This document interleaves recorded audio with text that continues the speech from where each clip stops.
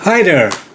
Today, I'm going to discuss the key ingredients or the secrets that made Manila Mayor Isko Moreno the media sensation, the media powerhouse that he is today. For those new in this YouTube channel, I am Armand Nocum, a retired public relations executive and campaign manager for many politicians, from councilors, mayors, vice mayors, governors, congressmen, mayors, president and vice president, and of course senatorial candidates. So why am I in the first place? You would ask, why am I doing this? I'm doing this because I want to encourage and train the next set of politicians, the young, idealistic, and mission-driven politicians, including the millennials, to join the 2022 national and local elections. This is my way of helping improve the political climate, the political system in the country. That's why I'm going to use my experience to help the new set of politicians. So, I am using Mayor Isko Moreno as my model because politicians, no matter how or potential politicians, no matter how idealistic, how competent, how good they are, but if they cannot win elections, then their mission, their ideals, their sense of patriotism will be of no use to them and of no use to the country. They must first win the elections. And win they can if they will study the style of Manila Mayor Isko Moreno. First off, I would like to tell you the truth. There was really no plan to build up Manila Mayor Isko Moreno to the media sensation that he is now. His intention was just to win the election. Like all of the politicians who ran in the 2019 local elections or the national elections, Isko Moreno just wanted to win. And it happened that he had low resources. He used social media to his advantage, and it turned out to be one of his best decisions.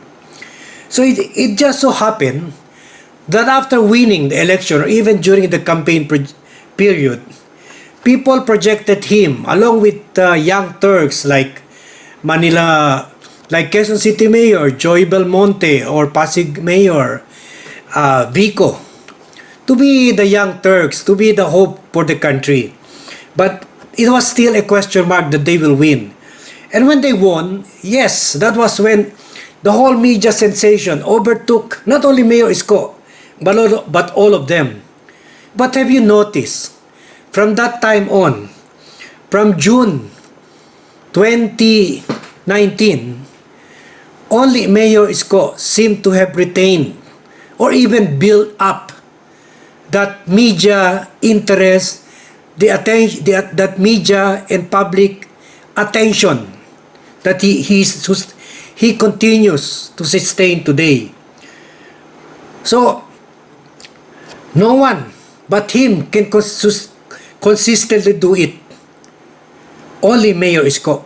So here are the secrets. And I will be sharing with you more secrets. Please, just subscribe to the Armand Nocum channel, and please press or tag that alert or bell symbol, so that you will be updated with my many posts, because I will be telling you all the secrets and everything that I've learned from helping politicians win the elections and also retain their public image up to the next election or during their term of office. So, how can you do an Isko? Or how to be you, Isko? Here are the three key ingredients. First one, and this is very important. You must know and love your city. When you love your city, that will give you a sense of purpose, a sense of mission, and everything you do will come easy for you, will come from the heart. And as far as knowing Manila is concerned, nobody knows the bituka of Manila than Mayor Isko. We are talking about literally, figuratively, a garbage boy eating papag or garbage food. So that is literally the bituka of Manila, the bituka of Tondo. So when he came into power, he never wasted time to do what he waited for 18 years as councilor and vice mayor. The programs and services he wanted to do then for 18 years, he immediately did it from day one. And he shocked many people by doing so, including now with the COVID incident. I believe that or the COVID pandemic, I believe he is the only mayor who is left in City Hall for 3 straight months, or more than that, over 100 days, going to his family about 7 to 8 times during that period, so that he can direct all the COVID campaign and operations in the city. So that comes naturally for him because he loves his city. And when you project love, when you show love, the media, the social media will follow, and the media will support you on this. Secondly, having a mission and knowing your city, you will then have a complete plan of action, complete program of action, and you will be able to act on them consistently and decisively. So Mayor Isko's plans were clear. Bring back the old glory of the capital city of Manila. Bring back order and step up the fight against criminality and traffic. Literally clean up a dirty city. Stop corruption in traffic, illegal vending, and other irregularities in Manila. Preserve Manila's heritage, to include the Arroceros Park, the Manila Zoo, the Rizal Stadium. Improve Manila's health services. And as you can see, he just broke ground in the new hospital ng Maynila, which cost 1.3 billion. And he set up about 15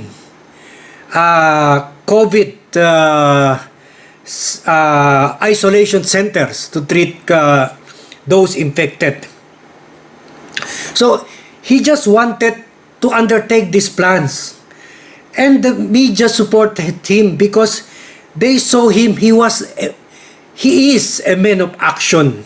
He is a man with a plan, and he is working every day to accomplish it. Even you can see him live, even at 1 to 2 o'clock in the morning, and people appreciate him. Tapos na po yung panahon na dapat hindi mo i-project yung ginagawa mo. Old style na po yun. Now people want their politicians to show them what they do, because showing what they do is better than being outside of the public glare and therefore doing nothing. So ito na po uso ngayon. And I hope as the voters will vote for people with this kind of characteristics. And those planning to enter politics will do this kind of action. or will do this kind of work ethic, will have this kind of work ethic. So, bottom line is, it is really definite and consistent action that will get you media support. And this is the biggest summary in what I have been telling you all along. Good governance is the biggest PR secret for Mayor Isko. Good, and I repeat that, good governance is the biggest PR secret for Mayor Isko, and it should be the biggest PR secret for all politicians. This is the best formula po. It is always action that comes first, and PR will follow. It can never be PR first and then action follows. The media and the people will see that it's all fake, and they will abandon you in the next election, or they will not vote for you in the first place. PR people are not magicians. They can only project the actions, the programs, the consistent work ethic of the politicians concerned. And thirdly, and one of the most important of the ingredients in Mayor Isko's success is he immediately set up, or he did not dismantle the media machinery he set up during the election. He even improved on it.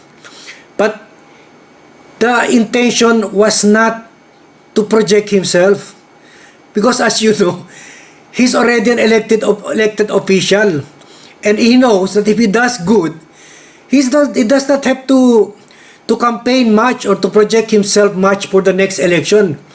People who like his kind of governance will automatically vote for him in the next election. So he only wanted to set up a strong social media network and also tri-media network in order for him to be able to communicate and then get the support of more than 2 million people. You know, Manila has the second biggest population in the country, second only to Quezon City, and it is more than 2 million. It is very hard. Isko can only succeed if he's able to get the support of these 2 million. He is targeting all of them, but even if 1 million will support him, his progress and projects, then that will really, spell the difference to the success of those programs and projects. So he set up the social media communication network in order for people to be aware of what he does, and secondly, and most importantly, support what he does, and thirdly, and also important, for people to report to him those who are violating or not cooperating with those programs and projects. So that's very important, and as we are seeing now, that kind of media machinery is helping him. He already caused the filing of cases against several barangay captain, and many of them went viral because people reported how they are linked to drugs, how they kinupit, or they stole the sardines, the noodles, or of the SAP funds that was intended to be given to the people. It was the people who said, "Oh, when Isko said, oh, there will be two cans of sardines and rice, 5 kilos." The people themselves reported in his social media sites, "Oh, we only received one sardines. We only received 3 kilos and not 5 kilos." So you see how important it is for Mayor Isko to have that feedback mechanism.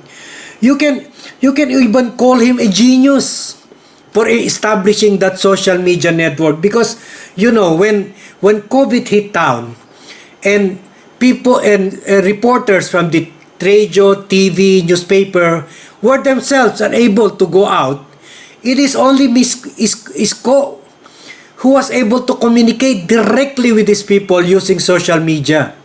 It is almost like he knew that COVID will come. That's why he worked so hard to bring COVID down. And Manila is listed in the world records as having the most congested, our first or second of the most congested city in the world. So if not for his timely intervention, of course he's very aggressive in doing mass testing. He already tested over 100,000 people, contact tracing and isolation, as I said earlier, in those 15 isolation centers set up in the last 3 months.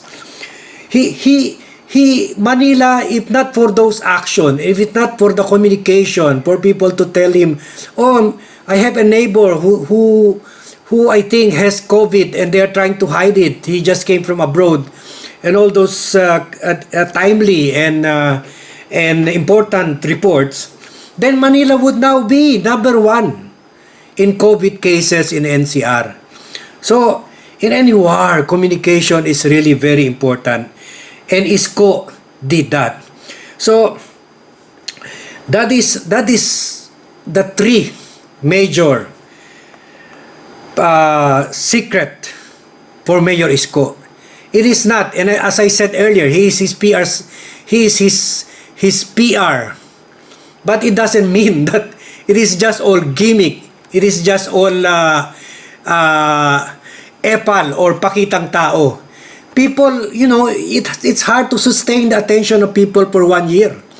If they see you are fake, if they see it's all just gimmick, they will abandon you. They will no longer support you. They will no longer be interested in you. But as you can see in his social media pages and those of his followers, Isko never ceases to work, never ceases to show Manileños how he loves them. And that is the summary of his formula. Always good governance comes first before PR. Good governance is the biggest PR, and that is Isko Moreno. And that is something that politicians now should emulate if they want to be re-elected in the next election, or that is something that the next batch of politicians, the idealistic politicians, the new game changers, the young Turks should do from now on. And also for their followers, for their advisors, for their campaign managers, and their PR advisors to do the same. So again, thank you. I end here, and I thank you for watching, and I hope you have learned many things from this episode.